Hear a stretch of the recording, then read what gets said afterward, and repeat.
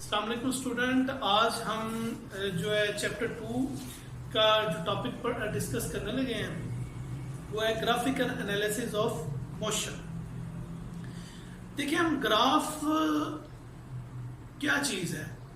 Graph हम दो मुख्तलिफ क्वांटिटीज के दरमियान जो रिलेशन है उससे रिप्रेजेंट करते हैं तस्वीर की शक्ल में।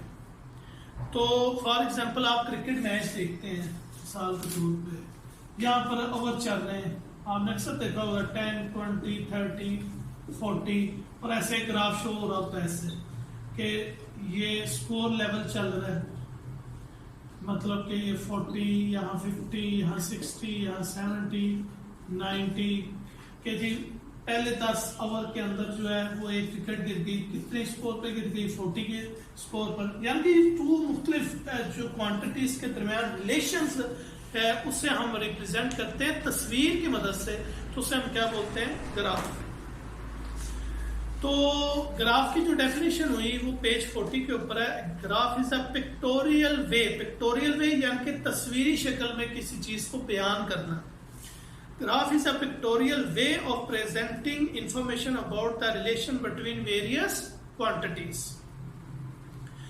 और ये ग्राफ की डेफिनेशन होगी। और वो क्वांटिटी जो वो क्वांटिटीज जो हम इन वेरिएबल इन क्वांटिटीज को रिप्रेजेंट करने के लिए जो ग्राफ इस्तेमाल करते हैं उसे हम क्या बोलते हैं, वेरिएबल्स। ये वेरिएबल्स की डेफिनेशन है। The quantities between which a graph is plotted are called the variables.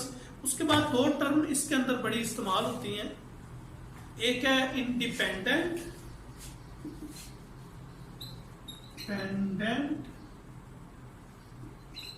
और एक आती है डिपेंडेंट।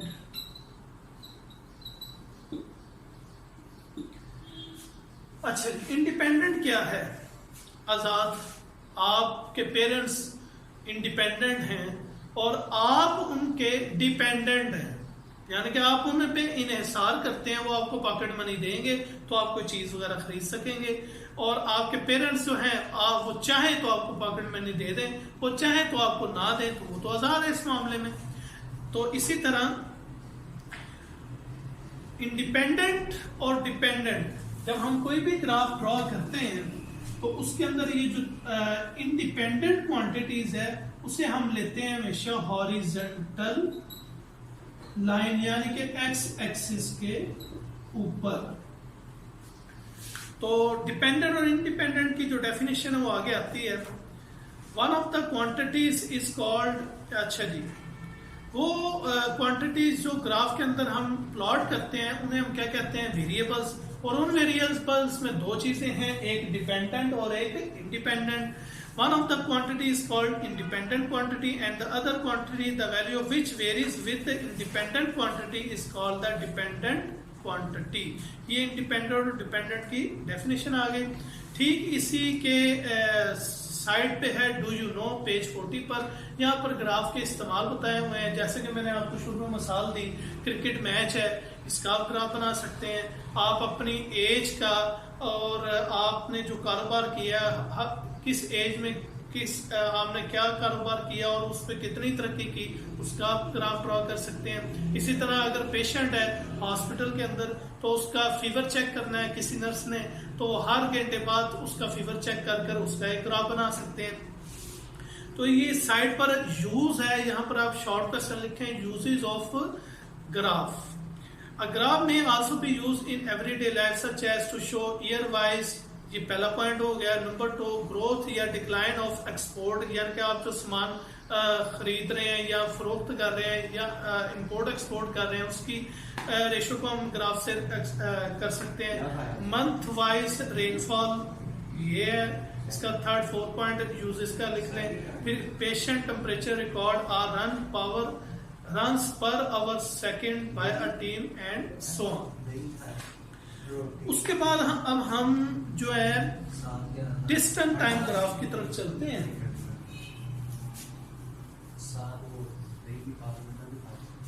डिस्टेंस टाइम ग्राफ,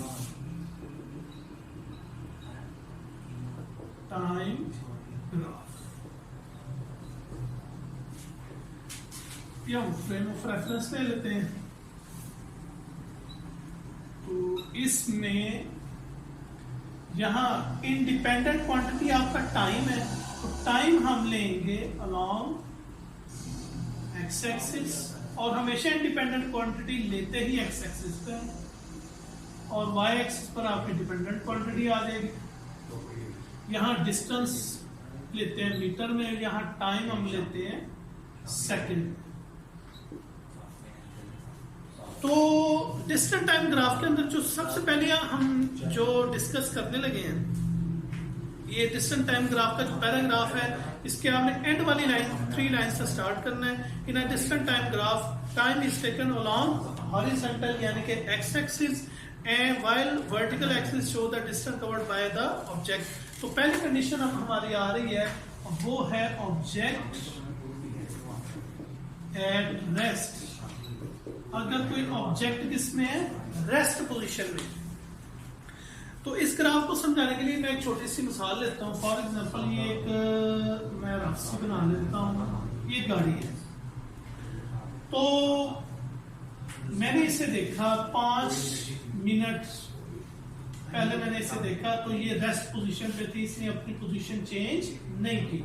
तो हमने रेस्ट की डेफिनेशन पढ़ी है, जो किसी ऑब्जर्वेशन के लिहाज से अपनी जगह तब्दील ना करे तो वो रेस्ट में।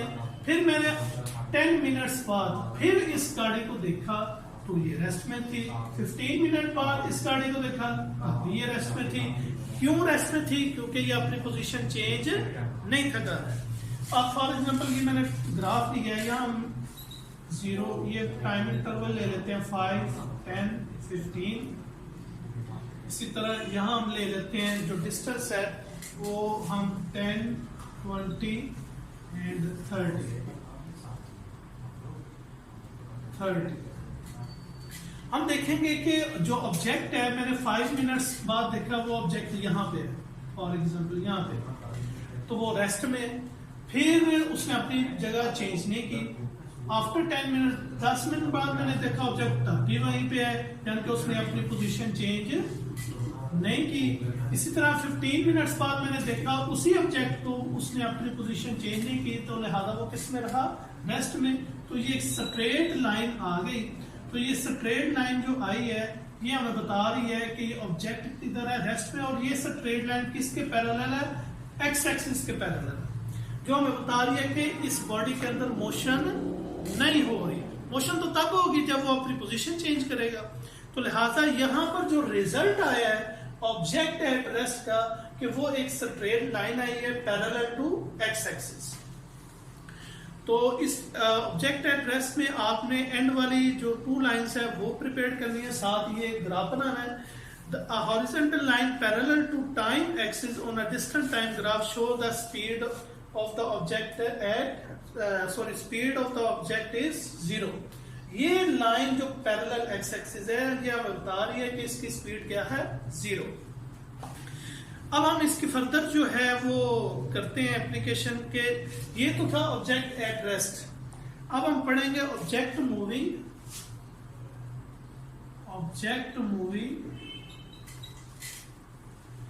With constant speed.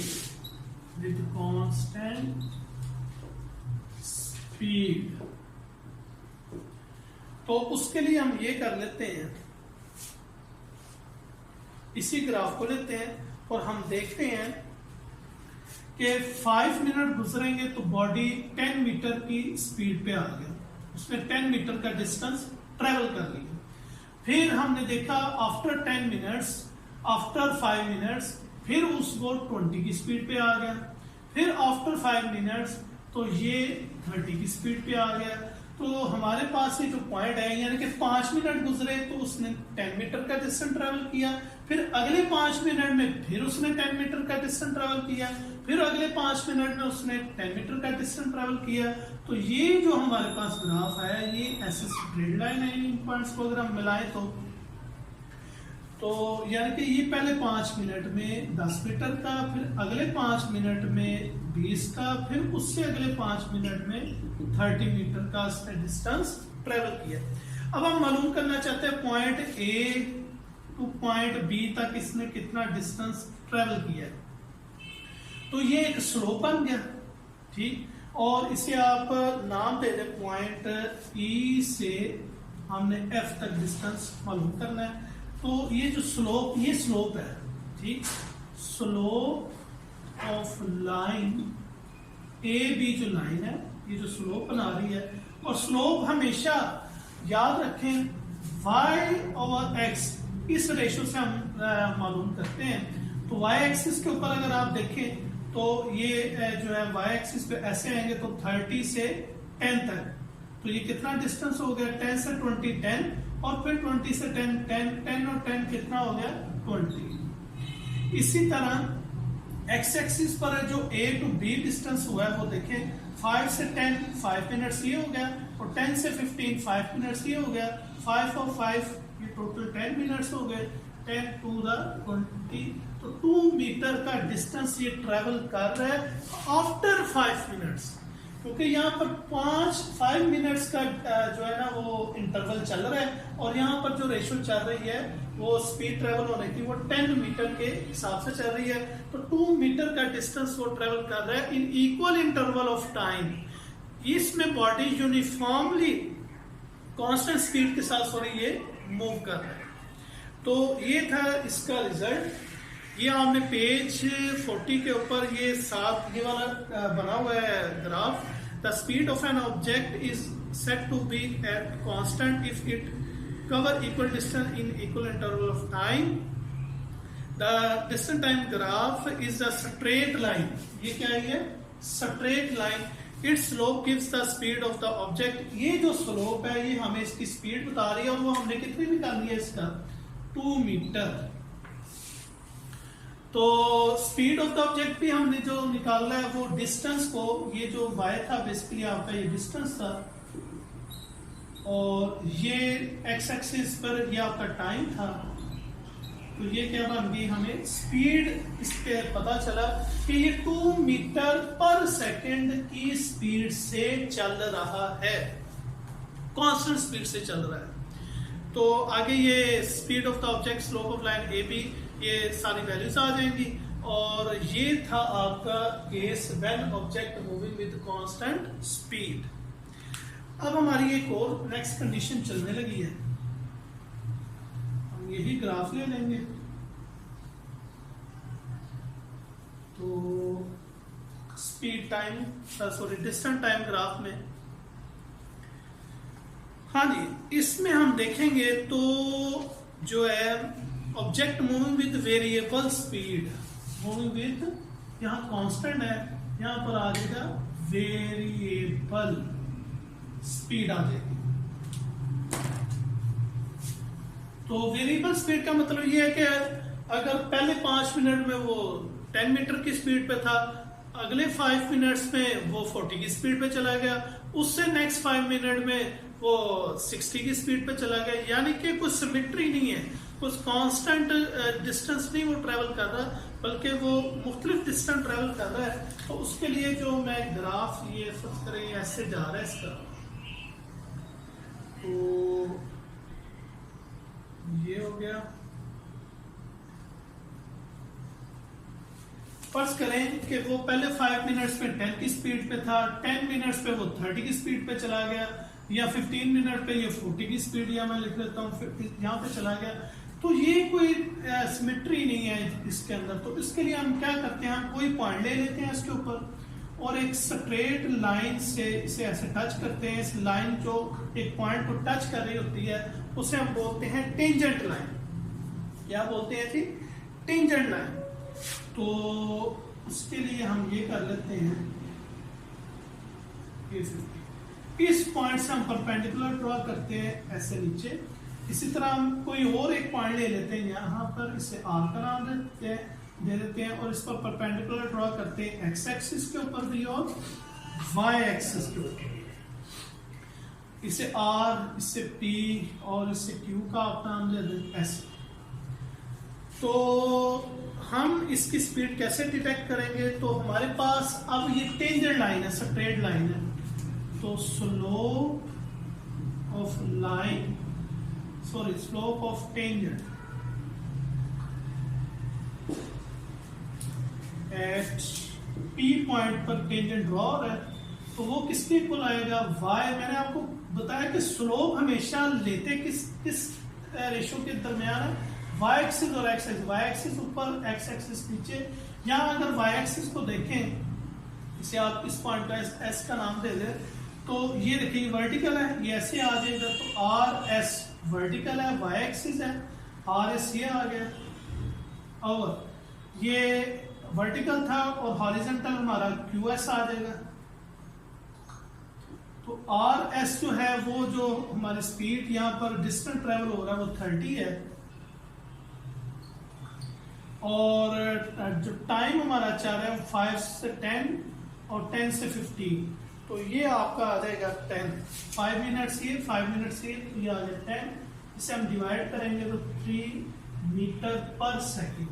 हम कहेंगे ये जो इसमें स्पीड चूंकि कांस्टेंट नहीं है, कभी 20 की स्पीड पे, कभी 40 की स्पीड पे, कभी 60 की स्पीड पे चल रहा है, तो एवरेज जो इसकी स्पीड हमारी निकली है वो इसकी निकली है 3 मीटर पर सेकेंड। तो इस तरह हमें पता चला कि कोई भी वेरिएबल अगर स्पीड होगी या वेरिएबल वो डिस्टेंस ट्रेवल कर रहा है, तो वेरिएबल स्पीड पर हम कैसे ग्राफ ड्रॉ करते हैं, हम वो जो लाइन ड्रॉ करेंगे उसके ऊपर कोई एक पॉइंट लेंगे, उस पॉइंट पर हम टेंजेंट ड्रॉ करेंगे, और उसी टेंजेंट के ऊपर आप कोई पॉइंट लें, उस पॉइंट से आप परपेंडिकुलर ड्रॉ करें हॉरिजॉन्टल एक्सिस पर और वर्टिकल एक्सिस पर, वहां से आप वैल्यूज को कैलकुलेट कर सकते हैं, यानी कि उसकी स्पीड मालूम कर सकते हैं।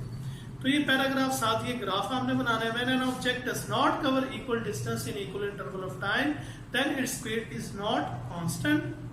In this case, the distance time graph is not a straight line, बल्कि ऐसे ये तेरी मेरी लाइन बनेगी, कर्व पाथ बन जाएगा इसका। तो the slope of curve at any point can be found from the slope of the tangent at the point. For example, ये जैसे मैंने इसकी मिसाल आपको दे दी है, ये साथ आपने करना है। तो ये था जी आपका speed time graph when object is at rest, when object moving with constant speed, when object moving at variable speed. तो नेक्स्ट हम इंशाल्लाह ताला डिस्कस करेंगे स्पीड टाइम ग्राफ, वो नेक्स्ट हमारे लेक्चर में होगा। और फिर ये जो ग्राफ वाला जो है ना सिलसिला डिस्टेंस का और जो स्पीड का, वो हमारा कंप्लीट हो जाएगा। Thank you.